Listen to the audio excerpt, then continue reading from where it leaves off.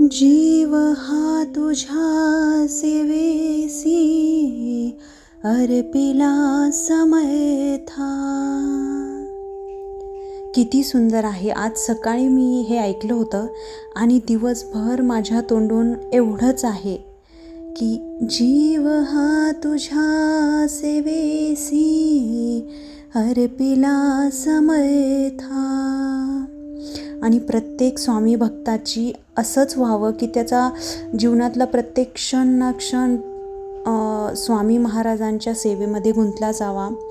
15 April थोडासा विषय भरकटला सुरुवातीलाच, परंतु 15 एप्रिलला श्री स्वामी समर्थ महाराजांची पुण्यतिथी आली आहे. आपण जसं स्वामी प्रगट दिनाची सेवा केली आहे, प्रचंड लोकांनी भरभरून सेवा केली, स्वामी महाराजांनी प्रत्येकाकडून ती करून घेतली आणि ज्यांच्या नशिबी आहे त्यांच्याकडूनच करून घेतली. तर आता 15 एप्रिलपर्यंत आपण स्वामी महाराजांची, स्वामी समर्थ महाराजांची जी पुण्यतिथी आहे तोपर्यंतही भरपूर प्रमाणामध्ये सेवा करणार आहोत. हा दिवस एक तारीख नाही आहे, तर हा दिवस म्हणजे स्वामी महाराजांना जवळ करण्याचा आहे, त्यांची कृपादृष्टी अनुभव करण्याचा हा दिवस आहे. तुम्ही कितीही अडचणीत असाल, फक्त ही एक सेवा करा की तुम्ही आणि मनापासून करा, स्वइच्छेने करा. कुणी म्हटलं आहे, मी सांगते आहे म्हणून बिलकुलही करू नका. स्वामी महाराज तुमच्या मनोकामना नेहमी पूर्ण करतात, करत होते, करत राहतील. आणि त्यामुळेच 15 एप्रिलला श्री स्वामी समर्थ महाराजांची आपण पुण्यतिथी साजरी करणार आहोत. तर नमस्कार सर्व माझ्या स्वामी भक्तांना, सर्व स्वामी भक्तांना आजचा दिवस सुख, समृद्धी आणि भरभराटीने भरलेला असावा आणि प्रत्येकाच्या आयुष्यामध्ये आरोग्यदायी फळसंपन्न आयुष्य व्हावे, हीच स्वामीचरणी मी विनम्र प्रार्थना करते. आता 15 एप्रिलला श्री स्वामी समर्थ महाराजांची पुण्यतिथी हा अत्यंत पवित्र आणि कृपामय दिवस आहे, जिथे आपण स्वामी महाराजांची कृपा अनुभवतो. या दिवशी केलेली सेवा किंवा आत्तापासून जर आपण लागलो की समजा माळ जप तर आपण नेहमी करणार आहोत, नित्यसेवा देखील आपली दररोजची चालू आहे, परंतु जर पुण्यतिथीनिमित्त काही सेवा करायची आहे, 21 पारायणं करायची आहे, कोणाला 10 पारायणं करायची आहे, कोणाला 11 करायचे आहे, कोणाला 5 करायचे आहे, तरी तुम्ही करू शकता. आणि स्वामी चरित्र, गुरुचरित्राचं पारायण देखील तुम्ही करू शकता. गुरुचरित्राचा एक वेगळा व्हिडिओ मी तुमच्यासाठी नक्की घेऊन येईल. परंतु स्वामी चरित्र जे आहेत त्याचे 21 अध्याय असतात. हे तुम्ही दररोज एक अध्याय असा म्हटला तरी चालेल, किंवा आता तर तेवढे दिवस शिल्लक राहिलेले नाही आहे, त्यामुळे तुम्हाला असं करू नका की एक अध्याय, कारण खूप छोटे छोटे अध्याय आहेत. पण मनापासून वाचा, जी सेवा करा, छोटी करा मोठी करा, परंतु मनापासून करा, स्वइच्छेने करा. आता जर आपण बघितलं तर 15 दिवस आपण घेऊन चालूया की 15 दिवस राहिलेले आहेत. तर 15 दिवसामध्ये तुम्ही 7 असं करून, म्हणजे आज 7 अध्याय, उद्या 7 अध्याय, असे 3 दिवसामध्ये तुमचा एक पूर्ण पारायण ते स्वामीचरित्राचं होतं. आणि त्याची अनुभूती इतकी प्रचंड आहे. म्हणजे तुम्ही जर कधी केंद्रात गेलात आणि कधी अनुभव जर तुम्हाला ऐकायला मिळाले तर प्रचंड अक्षरशः अंगाला काटे उभा राहतील, इतके मोठमोठे अनुभव स्वामी सेवेतून आहे.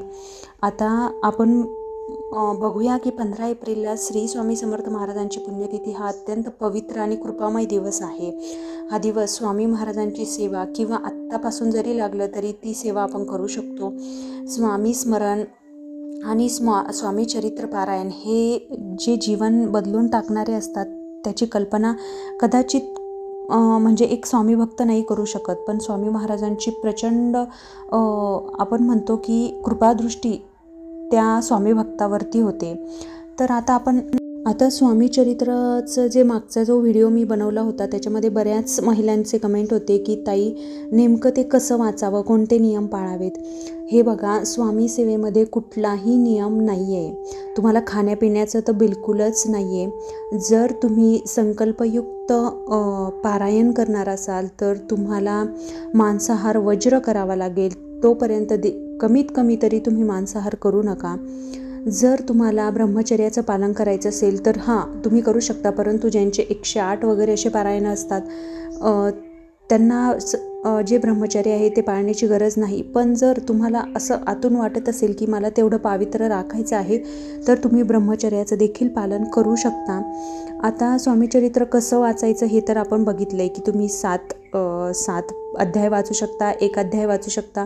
3 अध्याय जरी वाचले तरी 7 दिवसामध्ये म्हणजे एका आठवड्यामध्ये ते होतात, जर ज्यांच्याकडे वेळ नाहीच आहे. किंवा एखादं जर खूपच बिझी आहे तर तुम्ही तुमच्या कामामध्ये साईडला जरी यूट्यूबवरती स्वामीचरित्र लावून ठेवलं तरीही कदाचित थोडेसे शब्द तरी आपल्या कानावर पडतील आणि फुलाची पाकळी आपल्याला ती सेवा आपल्या हातून घडून जाईल आपोआप, असं मला वाटतं. त्यामुळे तुम्ही कमीत कमी तेवढं, आणि जरी तुम्हाला कुठलीही सेवा झाली नाही आत्तापर्यंत तरी तुम्ही कमीत कमी नामजप तरी सोडू नका. कारण प्रचंड आणि दिव्य शक्ती आहे की 21 दिवसांचं पारायण.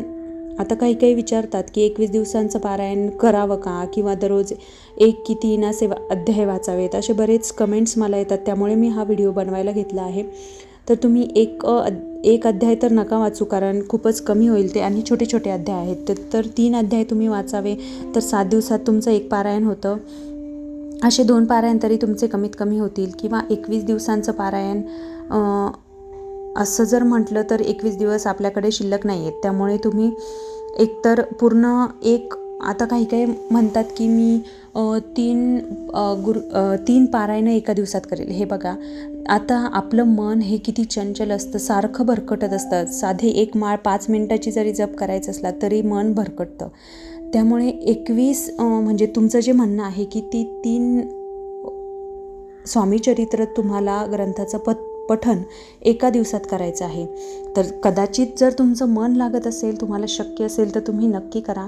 परंतु माझं तर म्हणणं हेच असेल की तुम्ही 1 पारायण एका दिवसात करा, की 21 अध्याय तुम्हाला व्यवस्थित होतील. खूप जास्तही नाही आणि खूप कमी नाही. आता मूळतः फक्त भावना महत्त्वाची असते, त्यामागचा आपला काय भाव आहे हा सर्वात जास्त महत्त्वाचा आहे. शक्य असेल तर तुम्ही दररोज 1 पारायण करा, किंवा 7 करायचं असेल तर तेही करू शकता, किंवा 3 दिवसामध्ये 1 पारायण पूर्ण करा. खरी श्रद्धा ही मनाची असते. मनातून स्वामी महाराजांना हाक मारा एकदा तरी. म्हणजे खूप काही सेवा करण्याची गरज नाही, खूप काही मांडणी करण्याची गरज नाही. फक्त स्वामी महाराजांपुढे तुम्ही मन मोकळे करून स्वतःचं जे काही संकल्प असेल की ही माझी इच्छा आहे की माझं हे काम पूर्ण व्हावा आणि त्यासाठी मी ही सेवा करते. केंद्रात जाऊन तुम्ही स्वामी महाराजांपुढे नारळ खडी साखर ठेवू शकता की स्वामी महाराज, माझं हे काम तुम्ही पूर्ण करा. आणि तुम्हाला खरं सांगते, खूप साऱ्या अनुभूती अशा आहेत. माझे देखील खूप सारे अनुभव आहेत स्वामी महाराजांशी जोडले जाणारे. त्यामुळे अत्यंत मनाला भावतील असं हे आहेत. आता स्वामी महाराजांची नेहमी म्हणजे स्वामींना मिळण्यासाठी प्रामाणिक इच्छा मूळतः असावी लागते. सतत स्वामीनामाचा जप तुम्ही करा मनामध्ये, जोपर्यंत पुण्यतिथी येत नाही तोपर्यंत. आता स्वामी महाराज नेहमीच आपल्याला म्हणतायत की भिवू नकोस, मी तुझ्या पाठीशी आहे. म्हणजे मी आहे ना, म्हणजे करता करविता सर्व काही स्वामी महाराज आहे. तुम्हाला काहीही करण्याची गरज नाही. फक्त तुम्ही इच्छा ठेवा की स्वामी महाराज, माझ्याकडून ही जी सेवा आहे ती पूर्ण करून घ्या, आणि सगळं काही स्वामी महाराज आपोआप करून घेतील. तुम्हाला मागायची सुद्धा गरज पडणार नाही. तुमची ओंजळी देखील कमी पडून जाईल, इतकं स्वामी महाराज आपल्याला देतात. त्यामुळे सेवा करा आणि सेवेकरी व्हा. कमीत कमी 1 जरी स्वामी भक्त जोडला जाईल अशी मनोकामना ठेवा, किंवा असा प्रयत्न करा की एकतरी स्वामी महाराजांचा भक्त तयार होईल आपल्याकडून. आणि तो आणि त्याचं कर्म, शेवटी कर्माचे भोग त्याला भोगावेच लागतील. परंतु त्याची काठिण्यता किंवा त्याची जी तीव्रता आहे ती स्वामी महाराज नक्कीच कमी करतील. एवढं. आता हा व्हिडिओ तुम्हाला थोडा जरी महत्त्वपूर्ण वाटला असेल, थोडं जरी तुम्ही स्वामी महाराजांपर्यंत 1 पाऊल पुढं टाकलं असेल, तर या व्हिडिओला लाईक, शेअर आणि सबस्क्राईब नक्की करा. झालेली सेवा स्वामी महाराजांच्या चरणी रुजू करते. तोपर्यंत श्री स्वामी समर्थ, जय जय स्वामी समर्थ. सेवा करा आणि सेवेकरी व्हा. धन्यवाद.